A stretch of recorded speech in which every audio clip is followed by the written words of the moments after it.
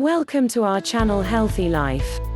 In this video, we will talk about the worst side effects of the keto diet.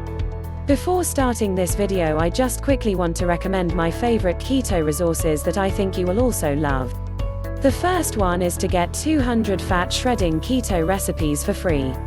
I would also like to recommend you to get your custom keto diet designed to get you in shape in the fastest way possible. Check the links down in the description below. Let's start our video. Here are the worst side effects of the keto diet. From the keto flu to low libido, here's how the diet can affect you. It seems like everyone is praising the keto diet these days. But if you're considering this diet, you'll probably want to know about the side effects before you decide if it's right for you. The keto diet requires adhering to an extremely low-carb, high-fat diet in order to put your body into a metabolic state called ketosis. This makes your body more efficient at burning fat. In recent times, the keto diet has been in the news because some experts say it can cause changes in libido. The ketogenic diet can definitely result in a drop in libido when starting the diet, as the dieta will be experiencing symptoms of carb withdrawal and potentially the keto flu. Once the withdrawal and flu-like symptoms have passed, and the dieta has adapted to the lower carb lifestyle, the libido will most likely reset and potentially be better than prior as a result of weight loss from the diet, she said. While the libido warning got a lot of notoriety in the media, actual research confirming this side effect was hard to come by. Overall, ketogenic research is limited, said Stephanie McKercher, a Colorado-based registered dietitian and recipe developer at the Grateful Grazer. We need more studies to fully understand all of the potential adverse effects of this diet. She pointed out that the diet was originally developed for a medical purpose to aid people with epilepsy. However, there are some side effects that are well known and that any aspiring keto dieta can get ready for. Get ready for the keto flu. Most people already know about the keto flu, which can happen when you start the diet. It's a result of the body adapting to the low-carb state. Lowering carb intake forces the body to burn ketones for energy instead of glucose. Once the body is in ketosis, burning fat instead of glucose, the keto diet is working. But you may not feel so great at first, hence the term keto flu. Symptoms of the keto flu can include everything from headache, weakness, and irritability, to constipation, nausea, and vomiting. With the start of the keto diet, the body switches from using sugar as a source of energy to using the body's stored fat.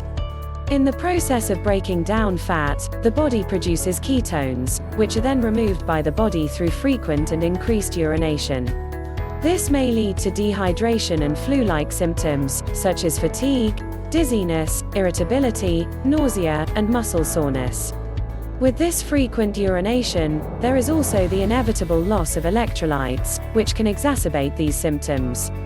In addition, as carbohydrates are a source of energy and stimulation, removal of this source of energy will result in increased sugar cravings, brain fog, and difficulty concentrating, much like most other withdrawal symptoms. For most people, the keto flu only lasts about a week. Kidney and heart damage. Because the body can be low on electrolytes and fluid on top of the increased urination, that can lead to a loss of electrolytes such as sodium, magnesium, and potassium. This can make people prone to acute kidney injury. Dehydration is serious and may result in lightheadedness, kidney injury, or kidney stones, she said.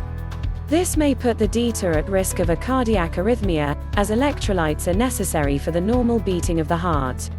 Electrolyte deficiencies are serious and may result in an irregular heartbeat, which can be deadly, she added. Yo-yo dieting patterns. The keto diet can also lead to yo-yo dieting, because people have difficulty staying on the restrictive diet permanently. That can have other negative effects on the body. There are few long-term studies on the keto diet, which may be because it's difficult to follow, so people aren't staying on it for a long time. If trying to go keto causes you to yo-yo and go off and on diets, that has impacts related to weight fluctuations and increased mortality risk, added Sharon Palmer, a dietitian from California. Other side effects can include bad breath, fatigue, constipation, irregular menstrual cycles, decreased bone density, and sleep issues. Then there are other effects that are not well studied, mostly because it's hard to track dieters on a long-term basis to find out the lasting effects of the eating plan. We don't know for sure the effects on blood cholesterol. Some studies show increases, others show decreases, but we don't know over the long term because of a lack of research, Palmer said. Nutritional concerns. There is a fear among health experts that such high intakes of unhealthful fats would have a long-term negative effect, she explained. Weight loss can often confuse the data in the short term. This is because when overweight people lose weight, regardless of how they do it, they often end up with better blood lipids and blood glucose levels. The keto diet is also extremely low in certain fruits, vegetables, grains, and legumes that are generally thought of as healthy. Without these foods, people on the diet can miss out on fiber, certain vitamins, minerals, and phytochemicals that only come in these foods. That has significant human health impacts over the long term, such as bone loss and increased risk of chronic diseases. Hundreds of studies suggest that diets rich in whole plant foods are linked with significantly lower levels of diseases like osteoporosis, Alzheimer's disease, heart disease, cancer, and type 2 diabetes, Palmer said. So, do people want to risk their long-term health just to lose weight more quickly? Is the keto diet for everyone? Not all patients are appropriate candidates for the keto diet, especially those with chronic conditions such as high blood pressure, diabetes, or other conditions that may be the result of a previous diet. She also pointed out that this diet can result in such a big change for many people's metabolic and other bodily systems, that adhering to the diet may even change the effectiveness of a person's medication. Patients need to be evaluated and monitored by a physician when they start a keto diet due to the level of dietary restriction. They may need to begin electrolyte supplementation or change any daily medication dosages they take. Talking to your doctor before you begin is a smart idea. Got the keto diet? Go ahead.